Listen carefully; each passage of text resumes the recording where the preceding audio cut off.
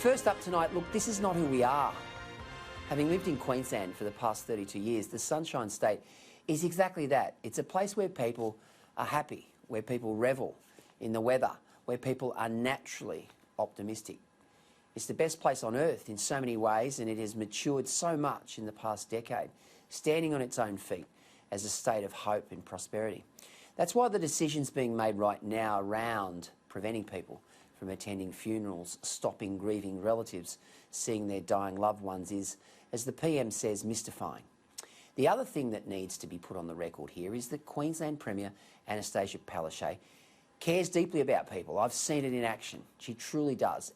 She had sleepless nights in the early days of the pandemic, worried about the loss of life. But what has happened in Queensland is that this government, captured by the bureaucrats, has finally been exposed for its incompetency.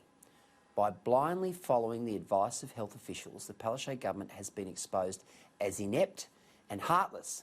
Now, a good government would have worked its way around this. It would have had the flexibility and the political nous to read the tea leaves and realise that heartless decision-making does not end well. It does not go down well at all. Instead, the government has doubled down, trying to portray the Prime Minister as a bully when he rang the Premier to ask her if she'd intervene in the matter of Sarah Kasich. Now, trying to shift the decision to the Chief Medical Officer is a cop-out. Politicians are elected to make decisions. That's your job, Premier. And it's all so unnecessary.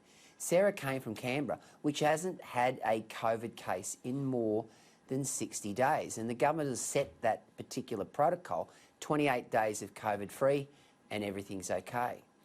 She's been COVID-free, yet she stopped from going to her dad's funeral. The result, her mental health is suffering in quarantine. And it's portrayed Queensland as evil and vile. Those were the front pages around Australia today. Queensland's reputation has taken a battering. Beautiful one day, evil the next. But we're not.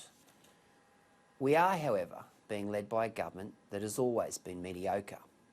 It's bungled the economy, it's bungled child safety, it's bungled youth crime, and it's been beset with integrity scandals. And finally, Australia is realising what a poor government this is. On any measure, it should be banished on October 31. Yet its strong border stance and lack of COVID cases has given its supporters hope that it could be re-elected in 7 weeks, until yesterday.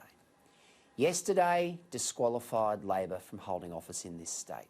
They've embarrassed the state, and the rest of the country are watching on in horror. It didn't have to be this way. Real leadership is about compassion, it's about empathy, and it's about getting the big decisions right. And Labor has failed at every turn.